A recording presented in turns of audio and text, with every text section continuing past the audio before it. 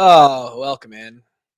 No cool intro. It's just me and Kevin. It's the Kevin and Tyler show. I even switched the picture on the promo on the You did. on the thumbnail. Which picture did you go with?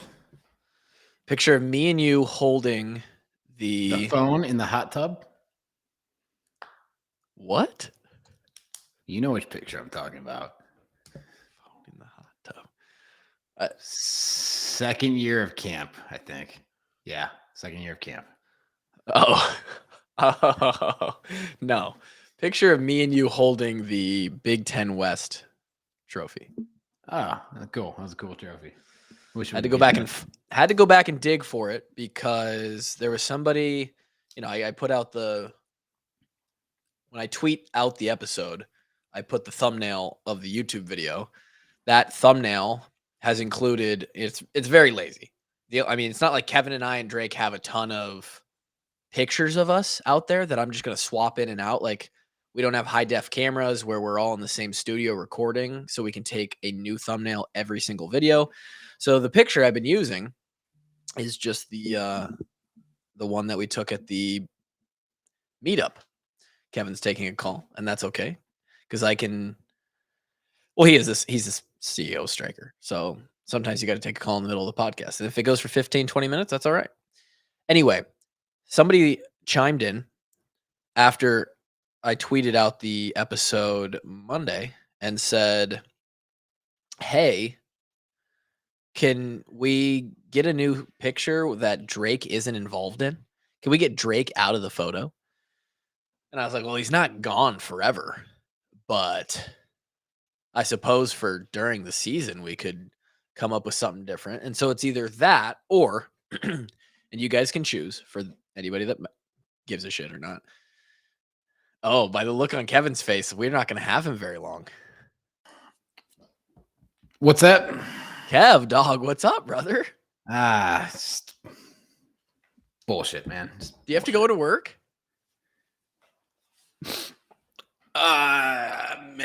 Kind of, yeah. Okay. Not now. No. Okay. Later than you'd like to tonight? Hey, getting that fucking bread comes at a cost, baby. You know what I'm saying?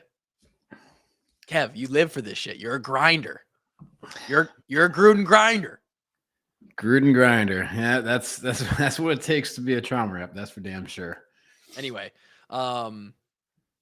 so I'm either going to use a picture of solely me and Kevin. We have a couple that we could choose from that are on my mom's Facebook page that I'll have to go back and find, or I might just put a frosted flake over Drake's face for the time being because he's flaking on us. There you go. Yeah, there you go. Or maybe I'll just Tony the Tiger it.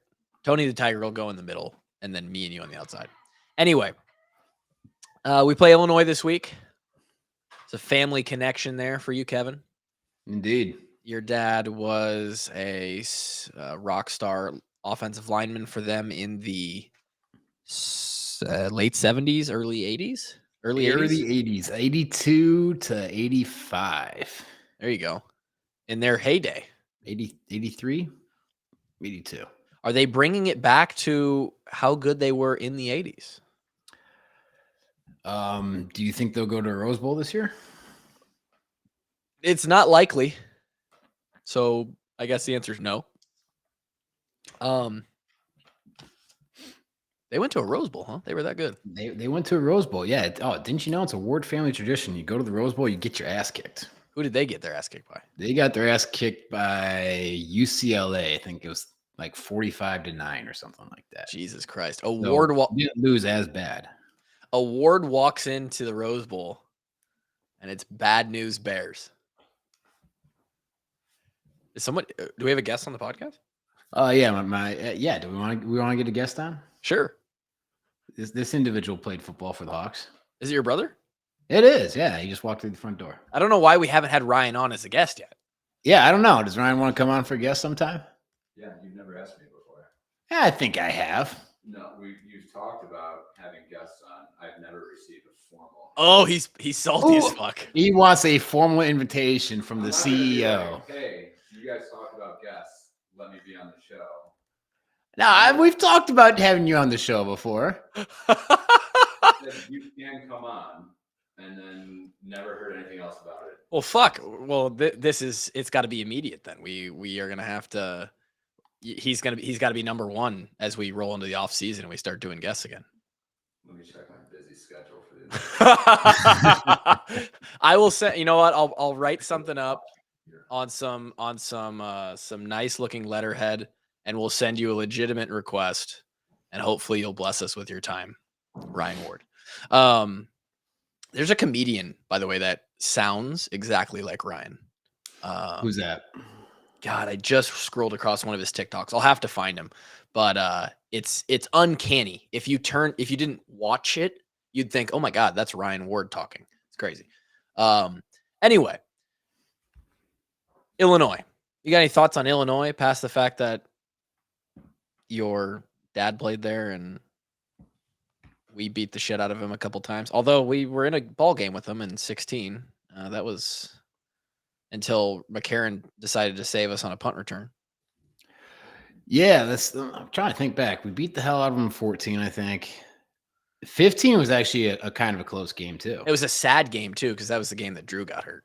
Yeah. No, that was they actually had a decently solid squad that year. Dude, that was also the took game. A Jordan Canzeri 200-yard rushing game to seal the deal on that one. Oh, you know what? I remember it was Marshall had missed an extra point in that game.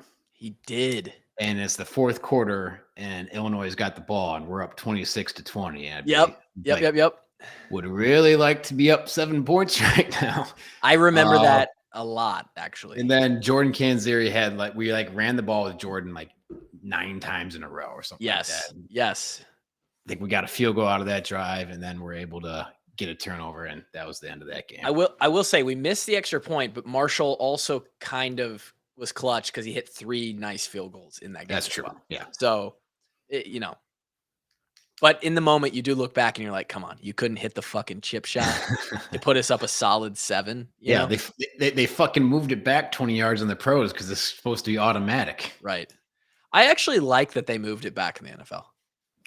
Well, I mean, again, it was automatic in the pros. I think it was a 99.9% make rate. There was 1 miss every year.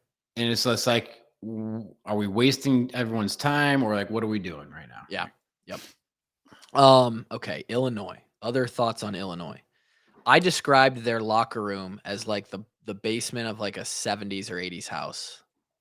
I'm pretty sure that is the locker room that my dad's teams used as the home locker room. So yeah, that probably tracks. Wood panels, wood lockers. Not a ton of space. That carpet's probably got mold from the 80s in there, yeah. Just think of all the sweat that's just been, dripped onto that musty, yeah. Not a great locker room. Have we talked about that Northwestern stadium plan on the pod yet? Not yet though, but it looks pretty sweet, don't it? Looks unbelievable. Yeah.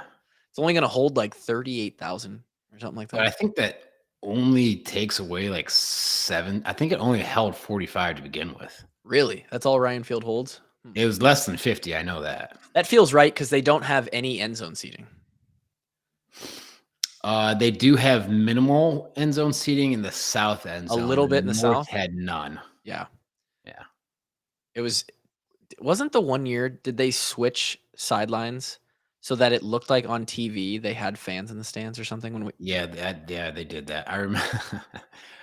Yeah, that was that was right after Patrick stopped playing there. It was so weird. It was 14 or yeah. Yeah. And he still knew a bunch of guys playing and stuff. He's like, oh yeah, the parents are pissed about it because their parking spots are on the other side of the field, the press box side. But yeah, they did that to make it look like they had more stands in the stadium. So they put the home team and the home stands opposite the press box, so the cameras would be looking at that's unreal side of the stadium. That's unreal. Yeah. The reason I bring that you're up, watching away games versus Michigan, Nebraska, Iowa, Ohio State, whatever. It's Wait, who's the home team? Yeah, you're like, oh my God, it's 60-40 away team right now. Shout out to the Hawk fans, by the way, who traveled to Champaign because y'all were pretty good in Champaign. That was fun. The reason I bring that up, Northwestern Stadium, is because finally, I would imagine, Kevin, that Northwestern is finally going to climb from the depths of the dog shit tier away locker rooms. One could hope, man. One could hope. Unless they really like that locker room and they can just like cut it out and somehow transport it into the new facility and just like big old middle finger to the teams coming in. I would have to imagine that the facilities are going to be better. Illinois isn't as bad as Maryland, Purdue, and Northwestern, but it's not far behind. I'm no Jim Harbaugh fan, but he did bring up a great point a couple years ago when they were playing like at Purdue, I think. He's like, we got to have standards here. I mean, what are we doing? We're signing multi-billion-dollar contracts with TV stations, and we got guys that are, going to be multi-millionaire athletes in the future, and God knows how much they're making now for NIL and stuff. And we're changing these dog shit locker rooms that wouldn't be fit for a peewee team. Like, what are we doing? We have to have some standards here. I was going to say, there's a little bit of a respect factor in the fact that, like, okay, Division I football is a serious operation. The players and the coaches are literally devoting their lives on a daily basis to this. Let's put them in a locker room that's better than a middle school. At least big enough, right? Right. For 80 grown men and 20 coaches. I think at Maryland, the last like 14 or 16 guys only got a stool in the center of the locker room because there wasn't enough actual lockers. Like, like guys have to double up lockers, and like the actual rows of lockers are like 3 feet apart. So like you were literally touching cheek to cheek with the guy behind you. Yeah. Yeah. It's like, we got to have some standards here. This is Big Ten football. This is a step away from the NFL. What are we doing? Yeah, it's bad. The other thing I remember about Illinois is it actually might contend. It is tied for the first most windiest game that I played in 4 years starting. Well, yeah, you remember what we did, right, on special teams that game? What did we do? We kicked it twice. What? 2016 at Illinois, we kicked it twice. Really? We deferred the opening kickoff. We did. Second half, twice. We kicked it twice. Yep. Hilarious. We took the wind. And it worked out great too, because we kicked it 3 and out. They punted. Shitty punt. Might have. I'm not sure if that was Riley's. Was it right out of half? Touchdown return, or regardless, we got it like on the 50 or above. Like, it worked out great. How Kirk Ferentz is that? I love that. That is the most Kirk Ferentz thing ever. And not gonna lie, I got a little bit of a chub over how well it worked out. Fully tented over the double kick. Yeah. We'd like to kick, and we'd like to kick again. Yeah, that was so. The other game that was just as windy was a game that you probably weren't at. It was at Maryland in 14. I was there. Yeah, you did travel.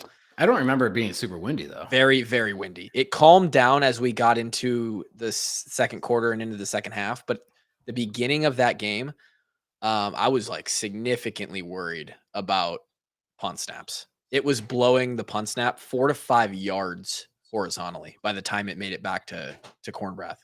And it was very similar in that Illinois game that was windy as hell too. Anyway, there isn't a lot of memorable shit from our time playing against Illinois.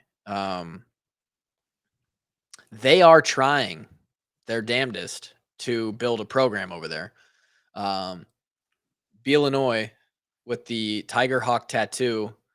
It's funny. He was asked about it, and I think his quote was something like, that's a hell of an idea when you're 19 or something like that. It's the greatest idea in the world when you're 19. Yeah, I mean, I would say for Illinois fans or anybody involved in that program, what he's done to this point is all you can ask for. Is that fair? Yeah, I mean, absolutely. It's just it hasn't been a good program since the late 2000s. They went to the 08 Rose Bowl or something like that. And, they've been to a couple of crappy bowl games here and there. I don't know if they've, since that team, gone better than 7-5. I could pull that up. Yeah, I don't think they've gone 8-4 in well over a decade. It doesn't in my mind feel like they have either. So yeah, for what he's doing now, he's got teams, competing, winning games. Yeah. So we had. Yeah, you're right. So here's their records. Gosh, the last time they won more than 8 games was in 2007. Went to the Rose Bowl. Ron Zook was the head coach. They went 9-4, 6-2 in the Big Ten, tied for second in the league. And ever since then, they've gone 5-7, 3-9, 7-6, 7-6, 2-10. When we came into college in 2013, Tim Beckman was the head coach. They went 4-8, 6-7, 5-7, 3-9. Then Lovie Smith, 3-9, 2-10, 4-8.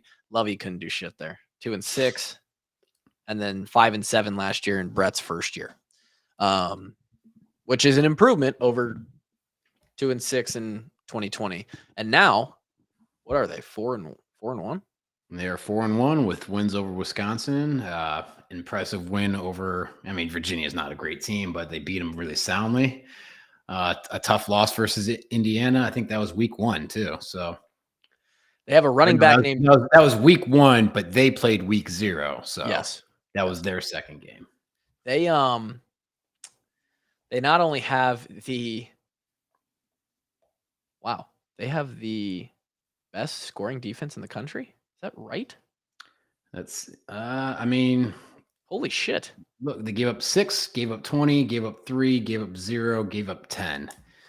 They are averaging giving up 8.4 points per game, which is Minnesota has 8.8 at number 2, and we are at number 3 at an even 10 per game.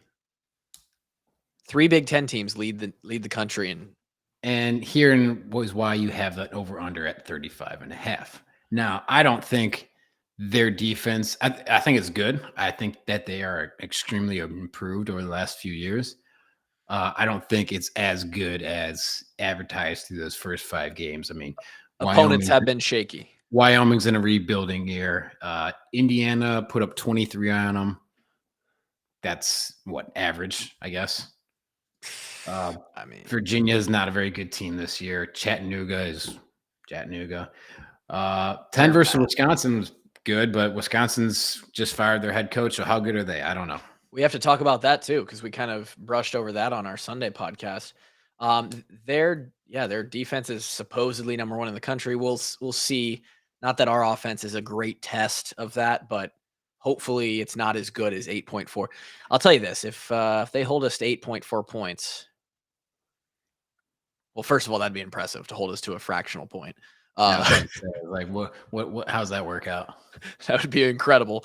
But it might be a 10-8 ball game. I think that we will score more than 8. The problem is they can score points, and they have a running back who is a absolute workhorse in Chase Brown.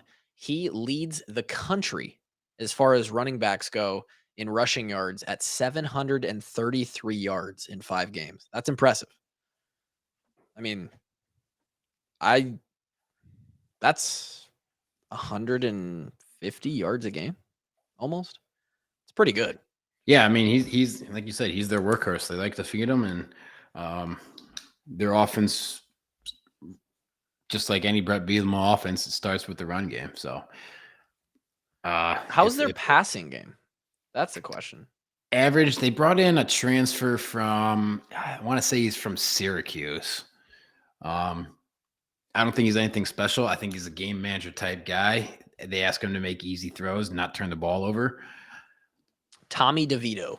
Yeah. And he is 69th LOL, nice, in the country in passing yards per game, and he's throwing for about 225. So it's nothing special. Right. I mean, I think the key is if we stop the run here, this game, we're going to win the ball game. If we hold on to under 3 yards of carry, I think we easily win this ball game. Yep. Because if they get in 3rd and longs, I think they're going to struggle. Yeah. I mean, because you got to be able to throw the ball. But you could say the same thing about us now. You're absolutely right. And again, we circle back around to, well, there's the reason that the over-under sits at, again, one of the lowest in sports betting history for college football. Go Iowa for being a part of all of these historic unders or lines. Let's talk Paul Chryst for just a second, and we'll wrap it back around to Illinois here in a minute. We mentioned it on the show the other day. It literally happened 30 minutes before we press record. Shocking. Maybe not to some, but I feel like for me and you we're not Wisconsin fans, obviously. And we have a pretty strong respect for that program and what Chryst has done over the past, I don't know, 8 years or so, 10 years. 6. Has he only been there 6 years? 6 or 7, something like that, yeah. Who was coaching when we came in? The guy who came from Washington. Oh, no, we got Brett Bielema for 1 year, I think, in 2013. The guy who came from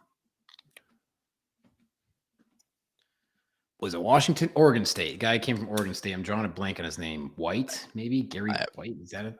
That sounds something around it. Anyway, they fire Chryst. 72% win percentage. Wins 9 games a year. Is this a statement? What does this mean, Kev? Like, what is this is sort of a power move by the Wisconsin athletic department, in my opinion. Like, they are basically putting their foot down and saying, we are not going to become a Nebraska. We're going to try and stomp it out before it even happens. Gary Anderson. Yeah, you're right. I mean, this just seems a little premature. I mean, if you don't want to become a Nebraska, then don't fire your coach that wins 9 games a year. Right. That's what I'm thinking, right? Like, I'd be curious, like, what, I haven't really got a chance to like look into this, but what is like the temperature among Wisconsin fans? Like, yeah. They want him gone. I feel like he's like Wisconsin incarnate. Like, I think we talked about this last episode, but like, he seems like the Wisconsin man's man, Yeah, like he'd sit up in Lambeau at Lambeau Field on a Sunday after winning against, a Big Ten looks team. like he loves cheese curds. Yeah, he'd eat a bowl of popcorn and have a beer and wear a cheese head and like go home in his Reeboks and mow his lawn on Monday morning, and like it just seems like he wasn't controversial. No, I mean, I think he's a pretty well-respected coach around the league too. I just don't. I think that had to have been for Frost. He was expecting that call every day. He's like, "Oh fuck, is it today? When's it gonna happen?" But for Chryst, I bet that was a surprising fucking phone call, or face-to-face, or called-in meeting. It's like getting called to the principal's office. Their AD was probably like, "Hey, we got to talk," and he's like, "What?" I mean, I get it. It's a embarrassing loss to Illinois. It's embarrassing. But you can't have a down. What does this mean for college football? Can you not have a down year anymore? I mean, I don't know, man. So, I mean, it's looking, Wisconsin's already got 2 Big Ten losses. It's looking like this might be the first back-to-back years that they're not going to represent the West. I think you're right. The West became a thing. I think you're right. Look that up. I'm going to. So, I mean, if that is the standard that they have up there in Madison, kudos to you. Problem is that does it work out for you? I mean, time will tell. I don't know. Is that realistic though? can you have a standard like that where if you don't make it to the Big Ten, go to the Big Ten championship at least every other year, then you're fucking fired. Like there's no way we can set that standard. Coaches, the lifespan. Ohio State can set that standard, but I don't know who else can. But as an athletic department, you look at it, you're like, okay, there's 7 teams. Like if we're playing the odds here, even if we're one of the better teams, like there's just no way it's every other year is the expectation. Like, you are correct. It was still the Leaders Division and Legends Division, but they went in 2011, 2012, 2014, 2016, 2017, 2019, and then the last 2 years, 2020 was Northwestern and last year was us. And then this would be, they're probably so they're gonna go 3 years in a row without making it, probably. Right. Yeah, you could see that the trajectory was going downward. COVID was a weird year. I don't know if you can really count that year. I don't right. They had a good football team last year. It trended downhill late, and that's how we were able to sneak into the Big Ten championship. Right. With a loss over to the Gophers. And this year hasn't started off great for them either. Yeah, I don't know, man. Short leash up there. I mean, the body of work that he has over his 7 years, though, is great. You would think that earns you a little respect. It earns you a year where you're like, at least at the end of this season, maybe they go 6-6, and they're like, hey, Paul, like, we got to pick it up. We got to have a better year, or your seat's going to get warm. Not just 5 games in, you're 3-2, embarrassing loss. Boop, see ya. I mean, they're 2-3. Oh, they're 2-3. They lost to Washington State. They lost to Illinois. They lost to Ohio State. So holy shit, bad start to the year. This brings into question a larger issue that I don't know if you or I are really qualified to talk about. Although when I go down that route, I'm not sure what we're qualified to talk about anyway. We have a podcast, so that makes us qualified. We're qualified to talk. No one's qualified to listen. Right. Correct. Or expected to listen with and share the same opinions. You, me, everybody that listens to our show for the most part, we're within the Black and Gold Nation, the Iowa ecosystem. I would say if you ask an Iowa fan, and really you don't even have to ask anybody, you just look at the stats, right? Coach Ferentz is the longest tenured coach in the country.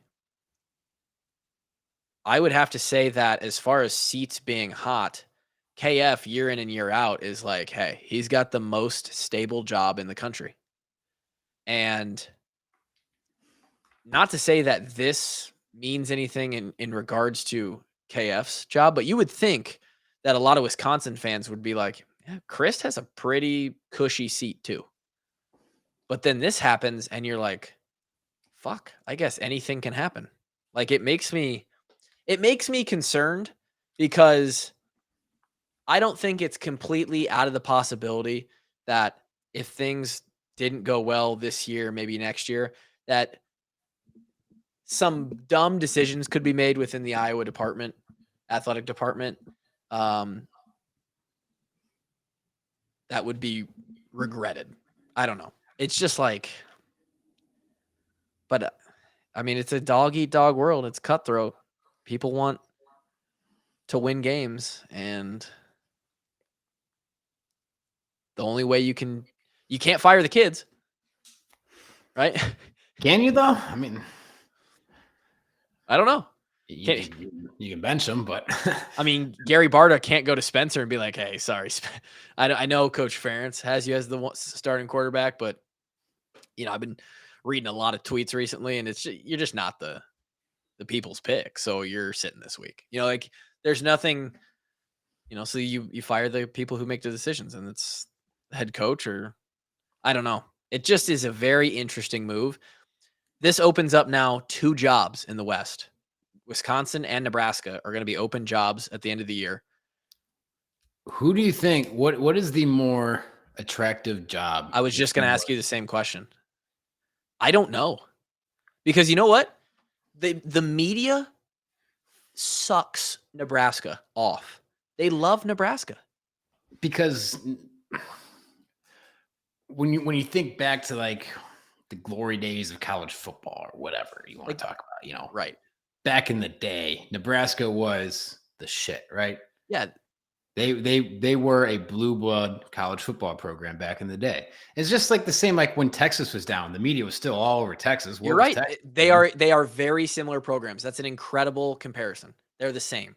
Texas went 3-9 like 2 or 3 years in a row. But even Texas is an elite job. That's an elite football job. I mean, you're in the big state of Texas. They have yeah, absolutely. I mean, as far as you're going to have an unlimited budget for whatever you want, basically. Right. But that old money, you better win a lot of games. You're right. All the time. Is Nebraska? So, I mean, does Nebraska still have? So, since they fired Pelini, they've now gone through 2 coaches, Riley and Frost. Riley had 1 good year. They went 8-4, but the Hawks beat them by 30. Sure did. I think they went 9-3 that year. Okay, 9-3 or 8-4. 9-3 sounds right. Anyway, we beat the shit out of them. That was awesome. Yes, it was. What are the expectations for the Nebraska fan base now? Do they still expect to be like, we still got to be winning 10 games every year? Or have they finally come down to earth with like, hey, we'd be okay with going to a bowl game every year. Every now and then we better be competing for a Big Ten West title, but let's bring back the expectations here. I think they're somewhere in between in Nebraska, probably. I think that they think that they are that level of job eventually. I think at this point, with enough of Mike Riley and Scott Frost for the last 7 or 8 years or whatever, I think that they're in the spot where, hey, if for a couple years you could just get us to a bowl game, that would be crispy. 2 or 3 years. But then after that, we expect to get back to 9, 10 wins a year. I think that's where they're at. But the question of what's a more attractive job, Wisconsin or Nebraska, I think somebody, I don't remember who put it up. It might have been, it was one of the beat writers, I think. Maybe it was Eichholt. And when I saw it, it was like 85 to 15 percentage wise that Wisconsin was the better job. I don't think it's that far away. I don't think it's far and away Wisconsin, but I don't know. I think they're very similar, to be honest. I think Wisconsin's got a little more. Nebraska's got more money behind it, and Wisconsin has a little bit more stability behind it. I think the recruiting ground's a little more fertile than what you're finding out in Nebraska. Yeah. I mean, they're an hour and a half away from the Chicagoland area, and they always got 5 offensive linemen from the boonies in Wisconsin somewhere. They look like they're from fucking Scandinavia, how big they are. Yeah. I mean, I'd take the Wisconsin job. If I'm offered same money, go to Madison or Lincoln, I'm going to. I have to agree. I don't think Nebraska is a bad football job. I think it's a good football job. I think Wisconsin's a little better. Regardless, it's going to be 2 new head coaches. I think Leonard is a grand slam. Yeah, the word on the street is that he's going to be their guy. I don't know why he wouldn't. He's an absolute wizard defensively. We had to deal with that our entire career. He's been touted as like, they come out with those lists every year of like, hey, the assistant coaches most likely to take over a program. He's always on that list. For Nebraska, if they don't go with Mickey Joseph, who's the interim, and I've heard the Leopold, the guy at Kansas, I've heard he's a target for Nebraska maybe. Mm-hmm. If they don't go with one of those 2, or maybe a couple other names that have been mentioned. I don't know who else. They can't get somebody huge. They're not going to pull somebody away like USC did to Lincoln Riley. They're not going to. No, God no. No, Nebraska is not a top tier destination anymore. They are. No. They're second tier. They're second tier. Yeah. So you're back up the truck, man. You're not getting somebody from Texas, from Oklahoma, from, I don't think, 10 out of the 14 SEC schools you're not stealing that guy away.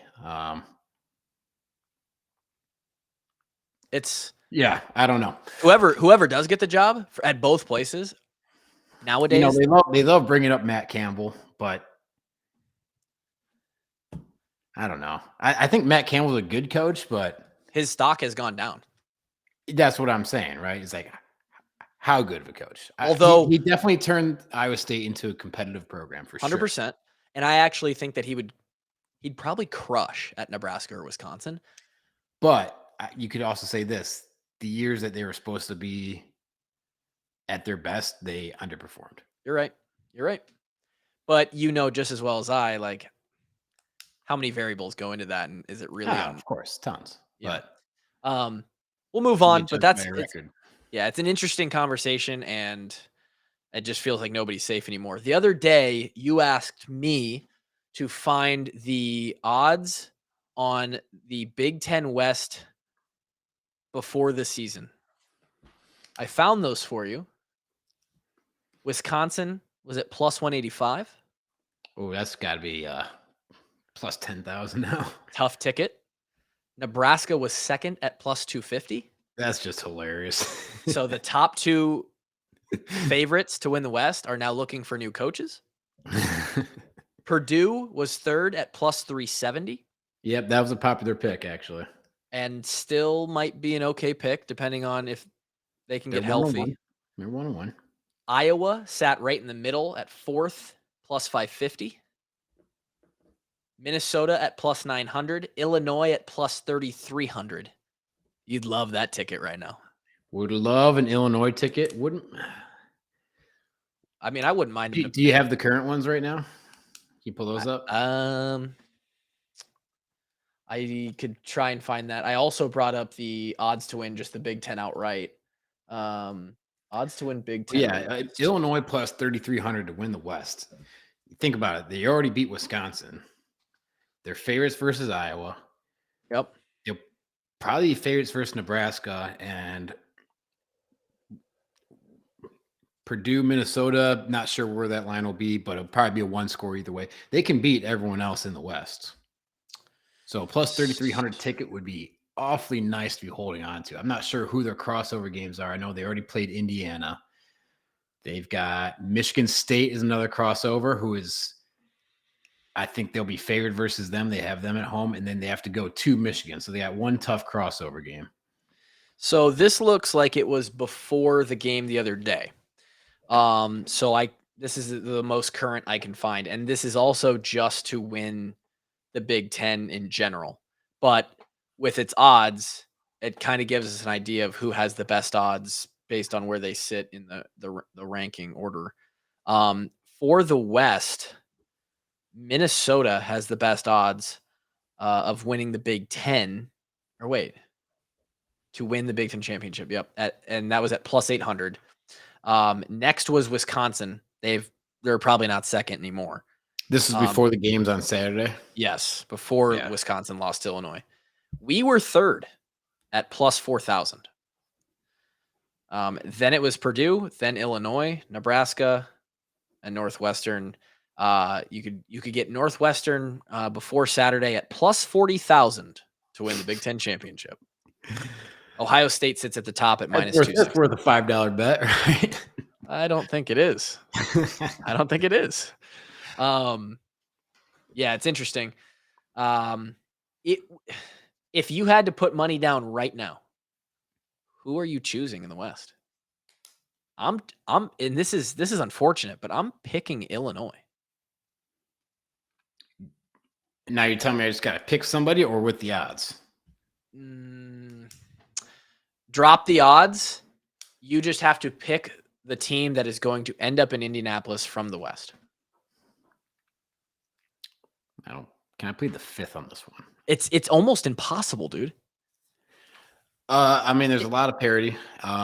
If Minnesota's healthy and Ibrahim's, I think we can cross out Nebraska. We can cross out Northwestern. Yep. I think the other 5 cross out Wisconsin just because they already have 2 Big Ten losses. Yeah, you're right. So that leaves us with Purdue, Iowa, Minnesota, Illinois. Yep. I almost want to say Iowa. No, I mean, there's no reason we can't. The thing that hurts us is that we still have Ohio State on the schedule. Doesn't help. So our crossover games did not help us this year. I don't know what the other teams' crossovers look like, but I'd say who's looked the best. You probably say Purdue, right? Yes, I don't think they had a loss versus Penn State, loss versus Syracuse, but that doesn't matter. It was a bad. They played. I mean, they beat Minnesota. It wasn't. Yeah, they beat Minnesota, so they've already beaten one team in the West. Arguably, I mean, the odds favorite team in the West, so they've already had the win there. And if you take into account sort of the unquantifiable, they have Iowa's number over the last 5 years. They do. We have to go to Purdue. And they might have the best. I mean, Minnesota's been impressive if Ibrahim's in there, but they probably have the best offensive attack when they're healthy at Purdue as well. Yeah, probably. Yeah, so it's tough, man. I wouldn't want to do it. I mean, I won't be surprised if any 4 of those teams are the representative. Let's put it that way. All right. I would say, yeah, man, there's really no telling at this point in the season how it's all going to play out because any one of those teams can beat any other of those teams. Iowa goes into Illinois. You already talked about the defensive side of the ball. We got to be able to stop the run, force them into third downs, and make them throw and make mistakes, right? What Michigan did not do. Offensively, I think it's the same for us. We need to establish the run game. I just not even the run game. Let's just get some rhythm going, man. Put some drives together. Sustained long drives. Yeah. Convert on third down. That's really been killing us all year. Like I don't want to know what our third down percentage is on offense, but I know it's not good. It's not good. And then once we get in the red zone, gotta make them touchdowns. Have to. Gotta make them touchdowns. We have to maximize our points when we're down there. Yep, I agree. Let's go into some. Before we get into awards winners, what's our next top 5 going to be? People have been asking. People have been wondering. They've been talking. We got to find something good. Top 5? Our next top 5. I don't know. We can always go We've food. done a couple foods. We've done a couple foods already. So we should probably non-food. Non-food? We could do top 5. I was going to say top 5 away stadiums, but top 5 football jobs in the country, assuming that everyone's open. That you'd want to coach at? Yeah. That'd be a fun one. That would take some thinking. Yeah. There's a lot to consider. All right, let's do it. Well, honestly, Kevin.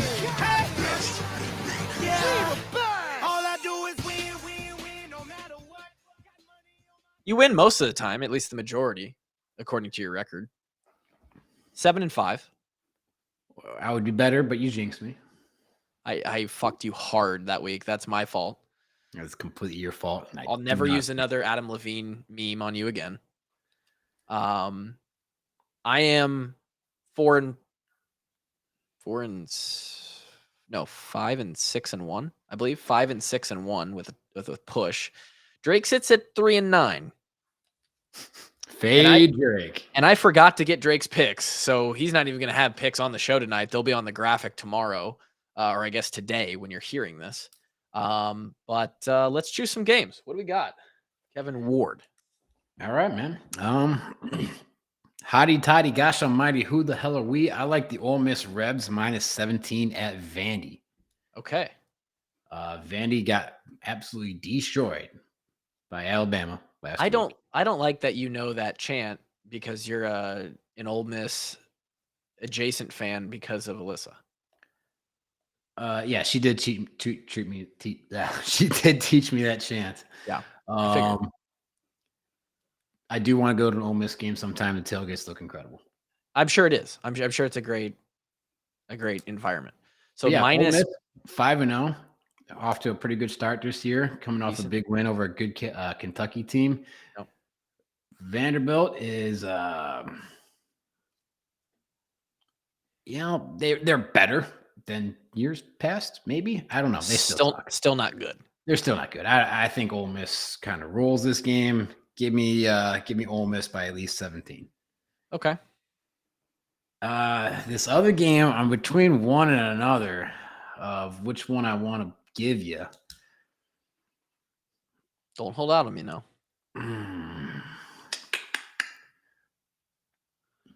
Option A or option B? I'll take B. You take B? All right. Yeah. Well, then I'm going with A then. I'll take Tennessee -3 at LSU. Hey, we got a double pick. That's also one of mine. God damn it. I'm screwed now.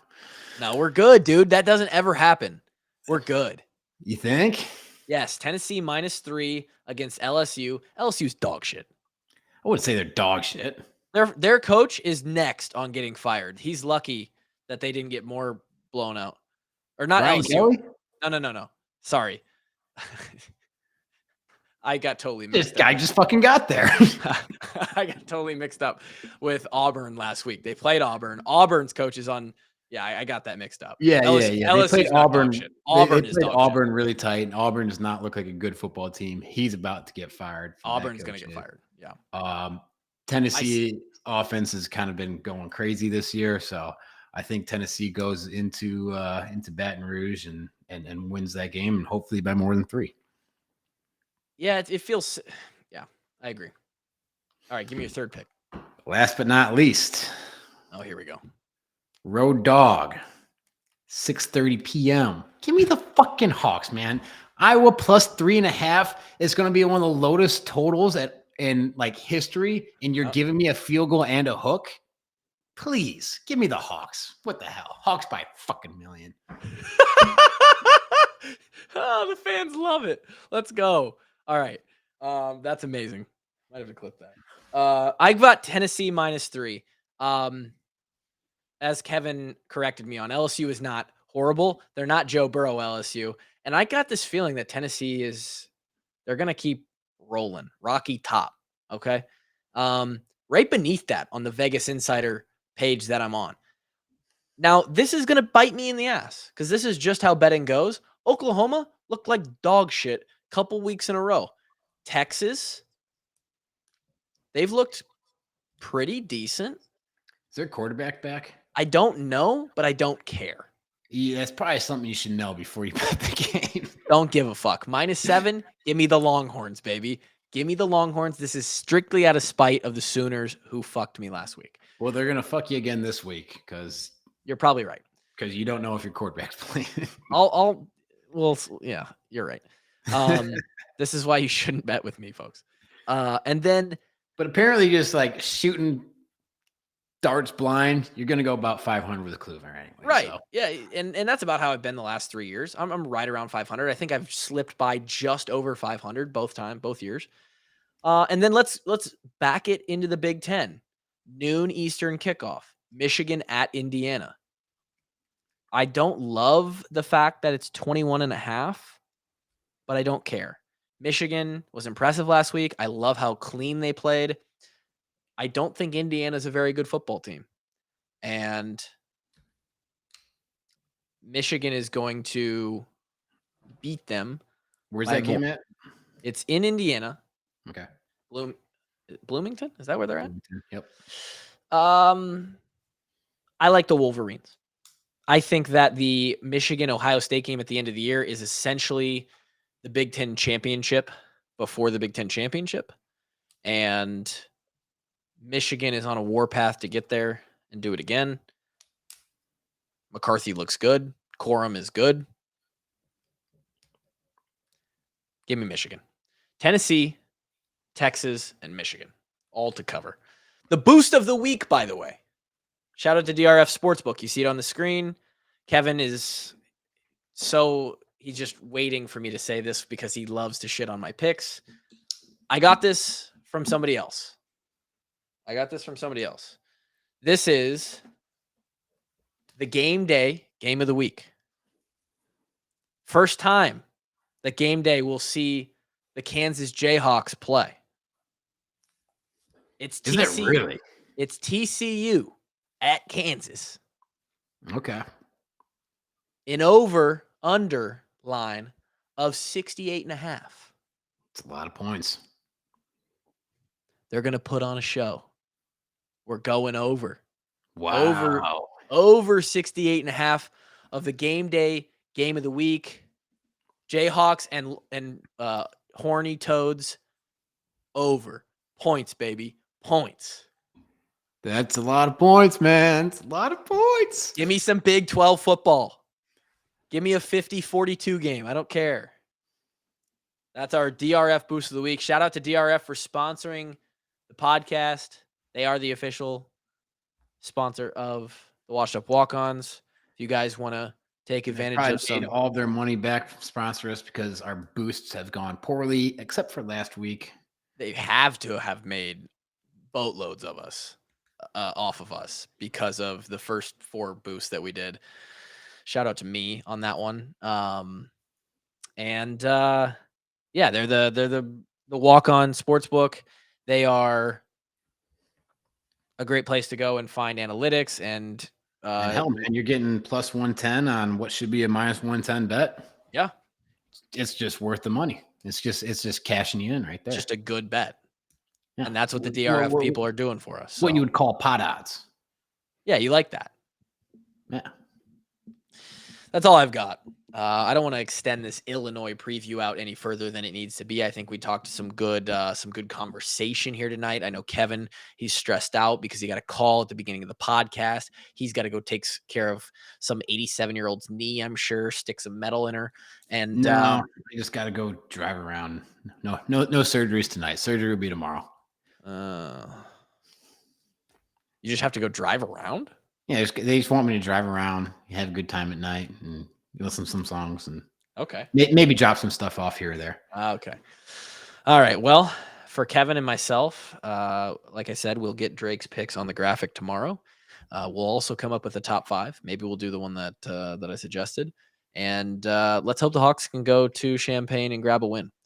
4-2 is the best we could be this week after Saturday. That's the plan. Kevin, anything else? H-BAM. Let's go, Hawks. HBAM. We'll see you then. Peace.